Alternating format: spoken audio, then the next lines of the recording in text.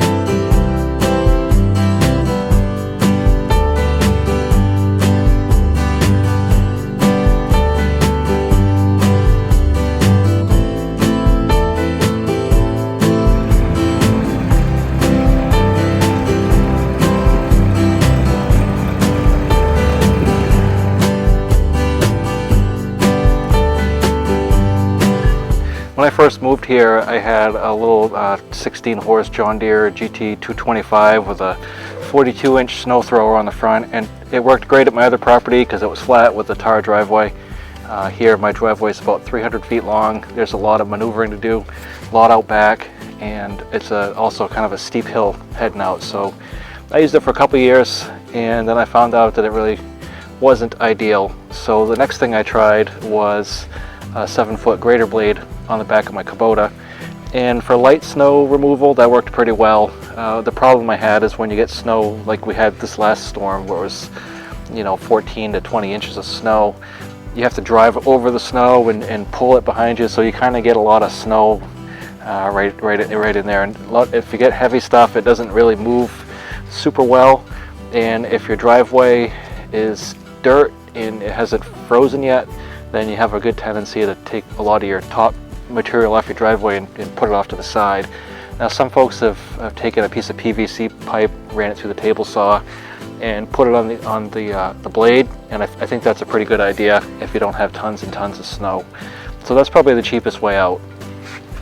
The second thing that I bought was a snow pusher, and this was with my first Mahindra tractor. This is 6 feet wide.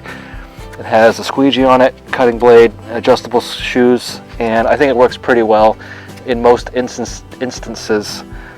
What happens though is you get this blade, this box full of material in the front, and then it kind of makes it a little difficult to steer sometimes. So this is kind of a straight back and forth kind of a device, and it works good once you figure out how to use it. I don't have any trouble. I usually make a few diagonal passes, get squared off on the driveway, push down, push off to the side, use the bucket to make the banking, and then just rinse and repeat. And it moves a lot of material pretty quickly, and it's up front where you can see it. So this was maybe $1,200 at the time, and I haven't priced them lately, but this is probably the best device that I've bought so far for snow removal. And of course, when I had my first Kubota, all I had with the grater blade was the bucket, and the bucket for not a lot of area works pretty good. It's great for pushing the banks back, and if you go at like 45 degrees on your driveway, you don't get the little windrow, so it works okay for that. It takes a little longer, but you can use a bucket to clear your driveway. A lot of folks will complain about the cutting edge cutting into your driveway. Well, if you just roll it back on the heel just a little bit, and when you got snow here like this, you're not going to wear the heel of your bucket out. Some people will put PVC here. I've seen these, what do they call them? Bucket tamers or something. So there's all kinds of different things you can use to stop your cutting edge from digging in. I just roll the bucket back a little bit because you're skimming on snow anyway. And then if you do want to dig in, you still have the cutting edge to dig. If you got some kind of piece of PVC or snow tamers or whatever they call them on the front, well, now you can't dig anymore. You got to take it all off. So the easiest way for me is just to, like I said, tilt the bucket back right on the heel a little bit and just bring it up a little bit. So the snow's going underneath, you're not going to wear it out. I bought the Max XLT. I bought this tractor, this snow blower. This is a Blizzard. It's made in Canada, and this goes on the back. Now with the hydrostatic, it's not super fun because you have to kind of keep your foot on the pedal and twist around, and it's not really comfortable to use, and you get a sore neck. With the gear shift tractor, it's not so bad. You just put it in gear, set the throttle, and you can kind of sit cockeyed in the seat, and it's not a big deal. The problem was, so it doesn't really clear the wheel, it doesn't really clear the wheel width of the tractor out. So it can be a problem if you get the back end up on some snow and then it doesn't cut level as you've seen out here. But primarily I only use this in corners, like in the corner of the barn, and to get along the side of the barn to get that junk out of there around the gates. So it's not a big problem. If I had to do a parking lot or my whole yard all the time with it, I don't think I'd be super happy with it. I mean, it works pretty well. It does plug up though with this heavy wet stuff, so the key to that is keep your throttle up when you get to the end. Let the chute clear, and then shut your PTO off and lift it. If you running reversals at a funny angle and it wears them out, and you can blow shear pins, and I've done all these things. So the best thing I can tell you is clear it out, shut it off, pick it up, and then do it again.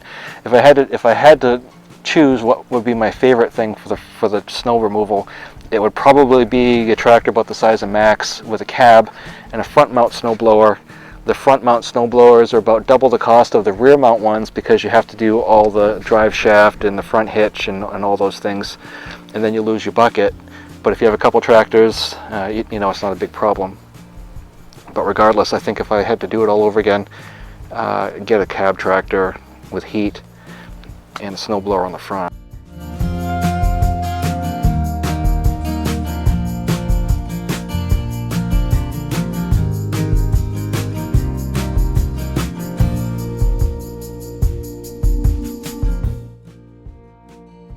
You're still going forward, and those are pretty good. You still have to drive over the snow, so you're still packing snow down before it gets to the auger, and they're also very expensive.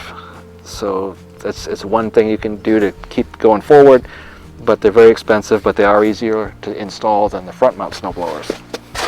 Another option that you can choose is either a quick hitch mount snow blade that goes on the front of the tractor. You take the loader off and it goes on the front of the tractor with a quick hitch, and it's a genuine snow plow.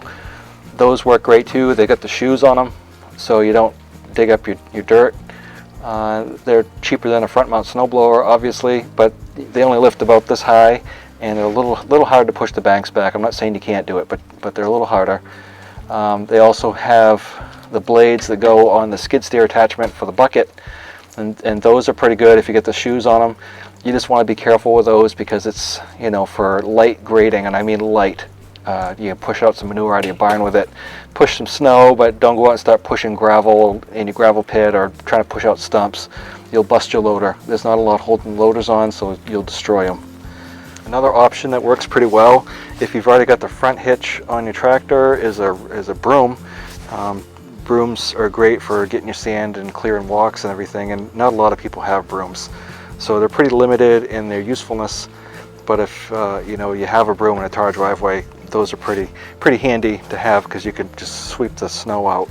Again, they're kind of hard to pile, but I just wanted to mention that option because it is indeed an option. So a couple things that I want to talk about in closing.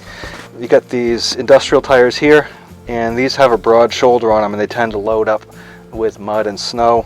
These are just simple ladder chains. They're the cheapest ones to get. These have like 1/2 inch diameter chain on it, so they don't get caught in the cleats too much. It's always going over the tread, so they're better than nothing. Without chains on these industrial tires, they're not that great. Some people will disagree with me, I'm sure, but I've used them pretty extensively, and I've found that they don't really work that great. It's kind of like using turf tires. They just load up, and they don't do so hot. Now, ag tires are a little better, but then you got to have a different kind of chain. The ladder chains like this will definitely get stuck in the cleats because you have so much room. Now, these right here have ice picks on them, and this is probably one of my favorite options. And so it goes over it's always covering everything, and it has ice picks on it, so I like those.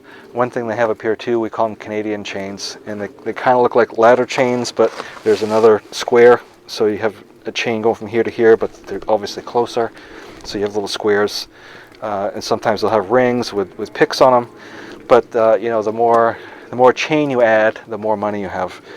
I also want to put in a kick for ballasting. You want to make sure you get good ballast. Both of these tractors have beet juice in the rears. This one I'll put a weight box on if I'm using gravel and load manure because it's heavy. But just for general pushing snow, you don't really need anything other than what's in there. This one I've got the snow blower, so I'm good.